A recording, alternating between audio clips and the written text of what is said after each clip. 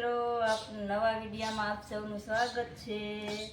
અમારી ચેનલને નો સબસ્ક્રાઈબર કરી હોય સબસ્ક્રાઈબર કરી લેજો। અને આજ તો બનાવવાનું છે હુકી ડુંગળીનું શાક, આખી ડુંગળીનું। તો હુકી ડુંગળી લેવાની, પછી આવી રીતના ફોલવાની। અને વસ્તુ જોઈએ, જો આ ટમેટા, કોથમરી, આખું લસણ, સિંગ અને આ ગાંઠિયા અને આ મરચાં, આટલી વસ્તુ જોઈ અને કેવી રીતના શાક બનાવવાનું છે તમે જોઈ શકો છો।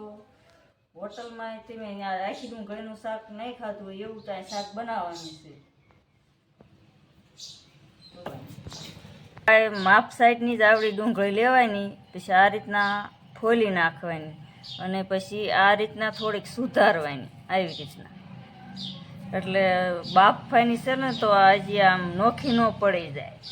અને લેવાની તો હાવ મીડિયમ સાઈઝની જ, મોટા મોટા ડુંગળા નહીં લેવાના, આવડીક જ લેવાની।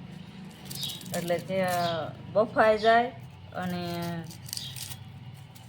ખાવાની બે મજા આવે હોય। જો આ રીતના કરવાની અને કુકરમાં બાફી નાખવાની। તો હવે જો આ ડુંગળી બફાઈ ગઈ છે ને વઘારવા માટે જો આટલા ગાંઠિયા લીધા છે, આ લસણ ફોલેલું છે ઉકું, અને આ મરચાં છે, આ ધાણા આટલા, અને આ ટમેટા, આ ઝીણી કળી અને આ સિંગ છે। તો આટલું વઘારવા માટે જોઈએ। જે આથી જેટલું નાખો એટલું આમાં તો ઓછું જ છે, કોઈ લીલું લસણ, કોઈ લીલી ડુંગળી, જે નાખો એટલું આમાં થોડું જ છે। તો હાલો હવે વઘારી।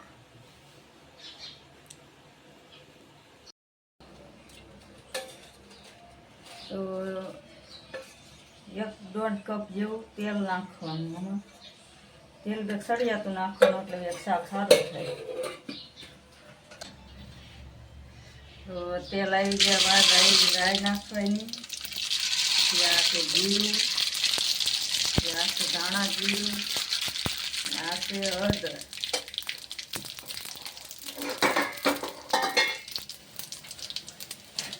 તો પેલા તો ડુંગળી નહીં એડ કરવાની, આ છે મરચાં,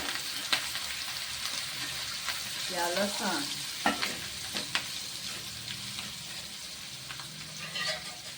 સડે નહીં એવી વસ્તુ પેલા નાખવાની છે। ડુંગળી નથી એડ કરવાની, ડુંગળી તો પેલે રાખવાની છે, બધું સડી જાય ને પછી। હવે આ ટમેટા આ બધું મિક્સ કરીને ચડવા દેવાની।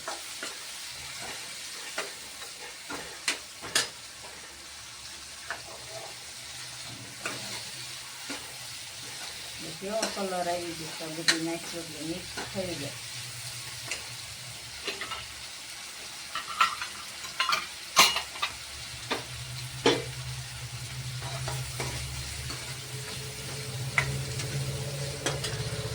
સ્વાદ પ્રમાણે મીઠું નાખવાનું। તો આ સ્વાદ પ્રમાણે મરચું નાખવાનું। કોઈ વધારે તીખું ખાતા હોય, કોઈ મોળું ખાતા હોય, અહીંયા તો મીડિયમ જ થાય, એમને બહુ તીખું લાગે એટલું તો જ નાખી દો। કલર આવી ગયો છે, હવે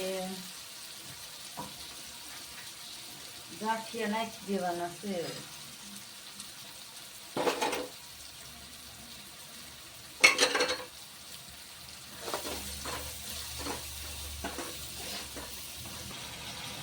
તો આમાં પાણી કરતા કોઈ છાશ છે, દહીં છે, આમાં નાખી શકો છો, સ્વાદ બહુ સારો આવે, પાણી ન નીખાય।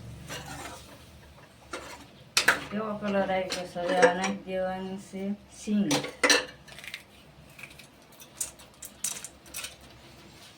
બધું મિક્સ થઈ ગયું, તો કેવો કલર આવી ગયો। પાણી કરતા છાશ કે દહીં નાખો ને બહુ સ્વાદ આવે ખાવામાં। આમ ગ્રેવી થઈ જાય ને એટલે આ 5 થી 6 મિનિટ આ સડવા દેવાનું, એટલે આ સડી જાય, બધું મિક્સ પાકી જાય, સારું કલર આવી જાય શાકમાં। તો તમે જોઈ શકો છો, જો શાકમાં કેવો કલર આવી ગયો છે। ગાંઠિયા નાખ્યા છે, ગાંઠિયા ન હોય તો સીણાનો લોટ હાલે, પણ એટલા માટે લોટ શેકવો ન પડે ને એટલે ગાંઠિયા નાખ્યા છે। કેવો કલર શાકમાં આવી ગયો। હવે ડુંગળીમાં એડ કરી દેવાની.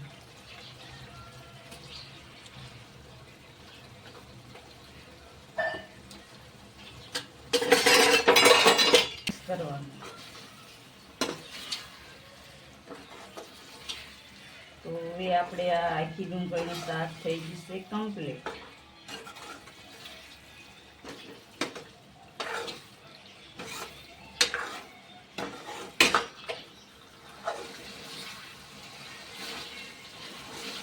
એની અંદર હવે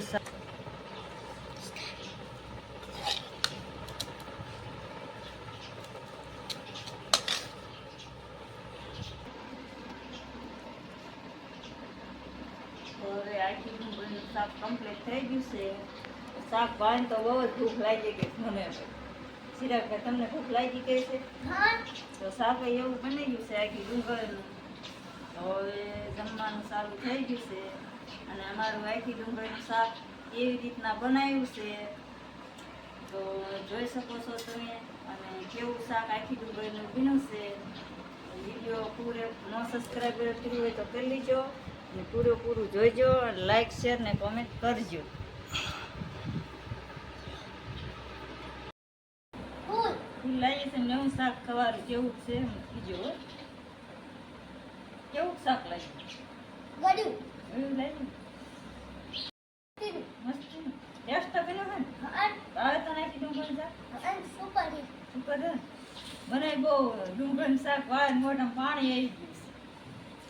તો હવે ડુંગળીનું શાક કમ્પ્લીટ થઈ ગયું છે. અને આ ટમેટો શાક છે. તો હાલો બધાએ ડુંગળીનું શાક ખાવા. લાઈક શેર ને કોમેન્ટ કરજો.